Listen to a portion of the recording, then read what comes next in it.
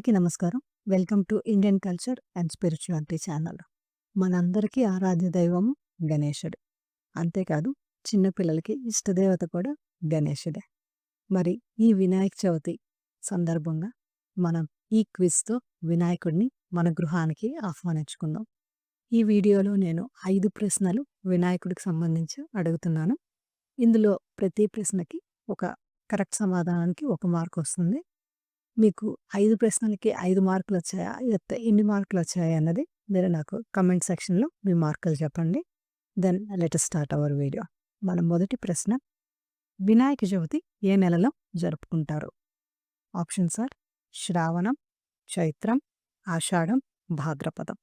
మనం ప్రతి సంవత్సరం వినాయక చవితిని ఏ నెలలో జరుపుకుంటారు? సో కరెక్ట్ సమాధానం భాద్రపదం. ఇక రెండో ప్రశ్న, వినాయకుడి భార్య పేర్లు ఏమిటి? ఆప్షన్స్ రాధా రాధిక, గిరిజా లత, సిద్ధి మరియు బుద్ధి, శశి కళ. సరైన సమాధానం సిద్ధి మరియు బుద్ధి. అందువల్లనే మనం ప్రతిరోజు చదువుకునే ముందు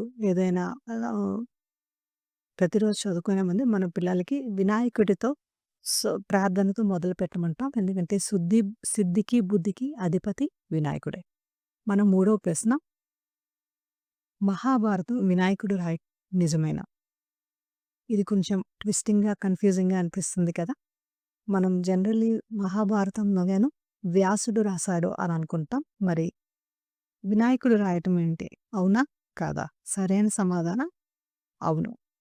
ఇది ఎలా అంటే, వ్యాస మహర్షి చెప్తూ ఉంటే వినాయకుడు మహాభారతాన్ని రాస్తూ ఉంటాడు. ఆ విధంగా మహాభారతం రాయటంలో ముఖ్య భూమిక అన్నది విఘ్నేశ్వరుడు కూడా పాల్గొన్నాడండి. సో మహాభారతం వినాయకుడు రాయటం నిజమే, కానీ చెప్పింది వ్యాస మహర్షి. మన నాలుగో ప్రశ్న, వినాయకుడిని లంబోదర అని ఎందుకు పిలుస్తారు? ఆప్షన్స్ పెద్ద పొట్ట కలవాడు, భోజన ప్రియుడు, అహంకారం లేనివాడు, శివుని కొడుకు. ఇది చాలా సులువైన ప్రశ్న. లంబ ప్లస్ ఉదర లంబోదర కదా. సో ఉదరం అనగానే పొట్ట. సో వినాయకుడు పెద్ద పొట్ట కలవాడు కనుకనే మనం లంబోదర అని పిలుస్తున్నాం. చివరిగా 5వ ప్రశ్న, వినాయకుడి సోదరుడు ఎవరు?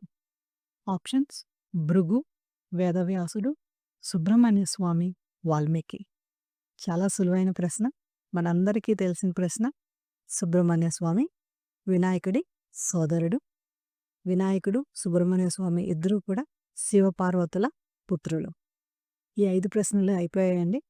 మీకు ఎన్ని మార్క్స్ వచ్చాయో మన కామెంట్ సెక్షన్‌లో ప్లీజ్ కామెంట్ చేయండి. And thank you so much for watching this video. మీ అందరికీ కూడా గణేశుని ఆశీర్వాదాలు కలగాలని నేను కోరుకుంటున్నాను. Thank you.